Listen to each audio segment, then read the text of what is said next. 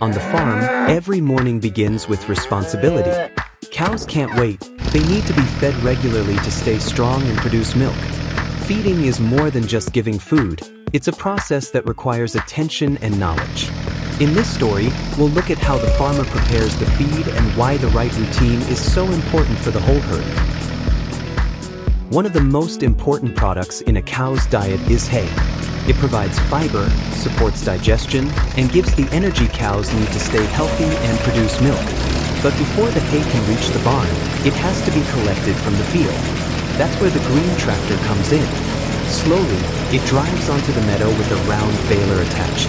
The machine picks up the dried grass and rolls it tightly into large, heavy bales. Each bale is carefully shaped and secured, ready to be stored for the herd. For the farmer, every bale of hay is more than just food. It's the foundation of the cow's daily diet, a guarantee that the animals will have the nutrition they need throughout the year. The bale is finished. Now a red tractor with a front loader takes over the job.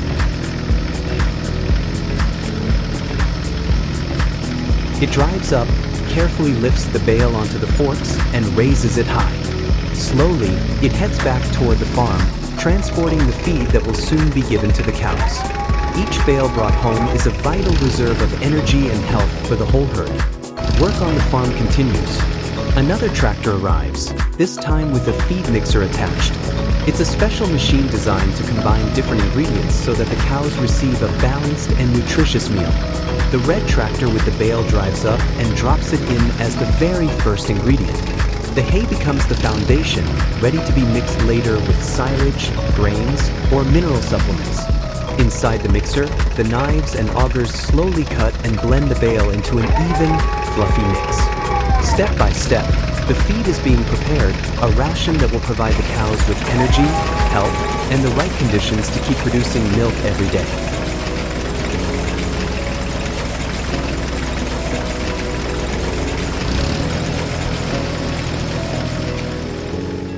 It's time to add the next ingredients to the mixer.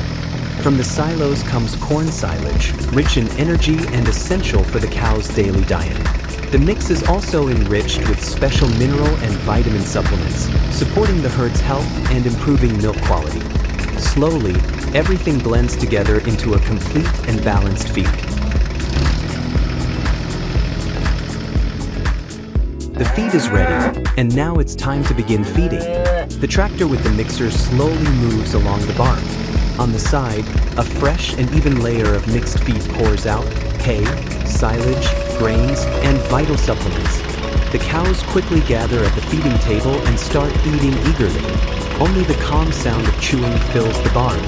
It's a daily ritual that gives the animals strength, keeps them healthy, and sustains high milk production. For the farmer, it is a moment of satisfaction, the reward for all the hard work in the field and on the farm. It's harvest time on the farm. The season for corn silage has begun. For this job, the farmer uses a forage harvester with a corn header, a machine that chops the entire corn plant, not just the grain. Before heading to the field, the correct row crop header is attached. It cuts the stalks and feeds them into the machine. Inside the harvester, the corn is chopped into small pieces. This chopped material will become silage, an important winter feed for the animals. Next to the harvester, a tractor with a large trailer drives alongside. The chopped corn is blown straight into the trailer, without stopping. When one trailer is full, another takes its place. Everything must run smoothly and efficiently, because every minute counts during harvest.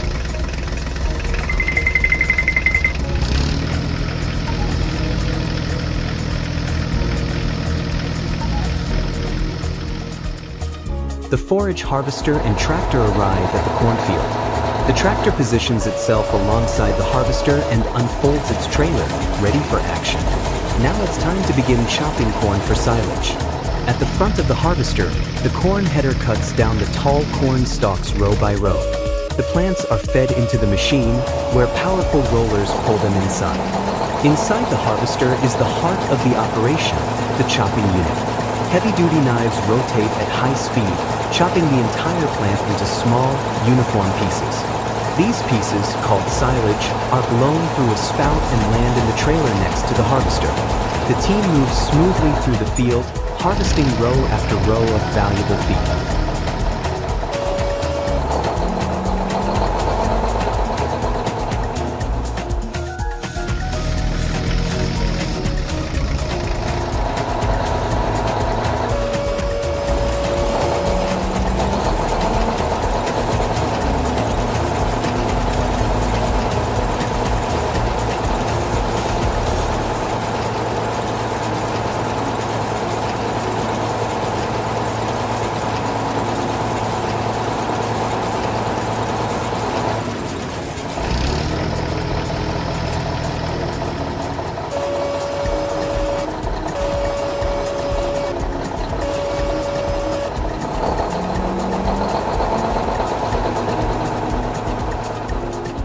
The trailer is now full. It's time to head back to the farm.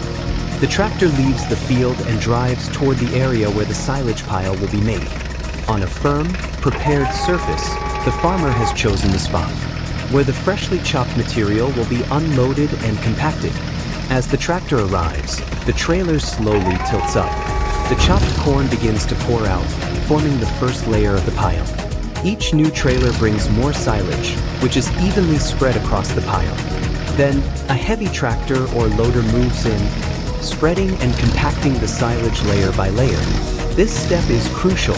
Well-compacted silage ferments better and stays fresh longer. Once the pile reaches the right size, it's covered with plastic sheeting, and the edges are weighed down with tires or sandbags. The silage is now ready, safely stored until winter, when it will become nutritious feed for the animals. In modern farming, one tractor is often responsible for multiple tasks. In this animation, we'll follow a single machine as it tackles two very different jobs, spraying corn and collecting round bales from the field. To do this efficiently, it will need the right setup, including narrow tires for crop protection and an upgraded engine to handle heavy loads. Let's see how this tractor gets it done. With the narrow tires installed, the tractor is ready to begin work in the field. The slimmer tires reduce the risk of damaging crops when driving between rows of corn. The machine now approaches the sprayer. This sprayer is a trailed model, pulled behind the tractor, equipped with long, folding boom arms.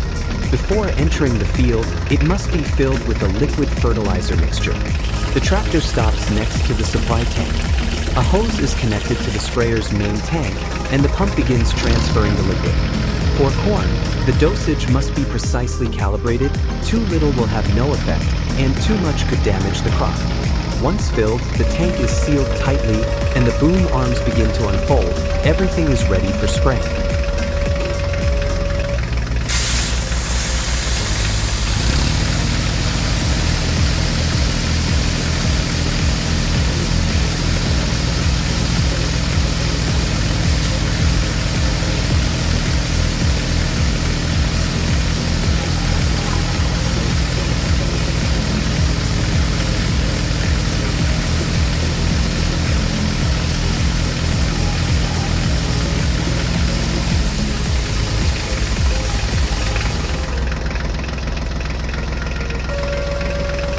The corn has been fully sprayed, with precise coverage across all rows.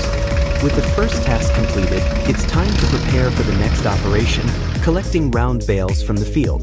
With the spraying process complete, the work on the farm continues without delay. The scene now moves to another field, where large straw bales are scattered across the land, waiting to be collected. Although the tractor has changed tasks, one thing remains the same: the need for careful handling of the terrain. The narrow tires, originally installed for spraying between corn rows, now provide additional benefits. They reduce soil compaction, allowing the tractor to move smoothly across soft areas of the field without creating deep ruts. This not only protects the soil structure but also improves fuel efficiency and traction. As the tractor approaches the bale, it begins its second operation of the day, collecting and transporting straw, an essential part of post-harvest work on the farm.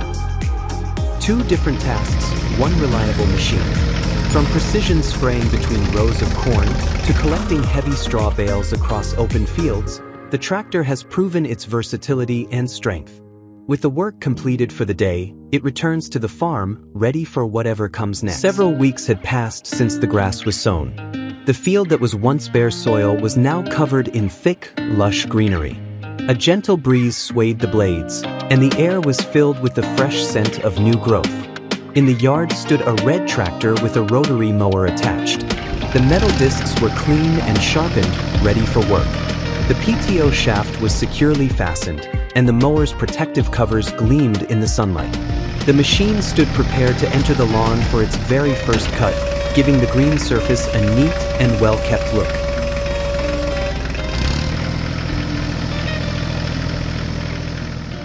The red tractor reached the field and stopped at its edge, right at the first marked mowing line.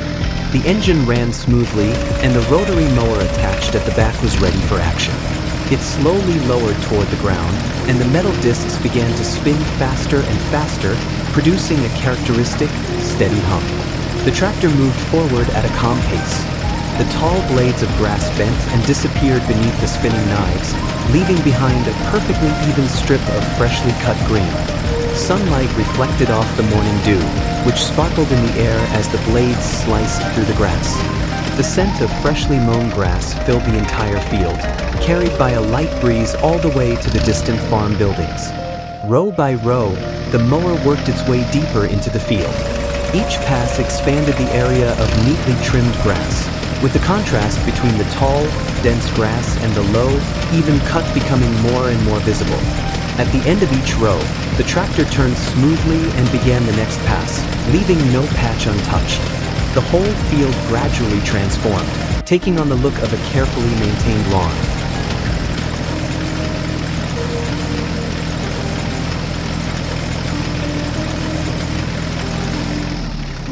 With the grass already cut, it was time for the next stage, tedding.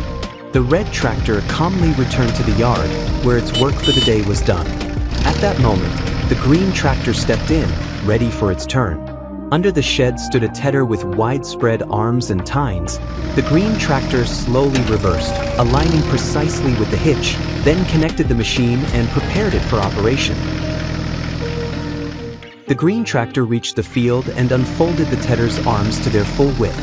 The spinning rotors turned faster and faster, while the metal tines lifted the freshly cut grass, tossing it lightly into the air before letting it fall back in a looser layer.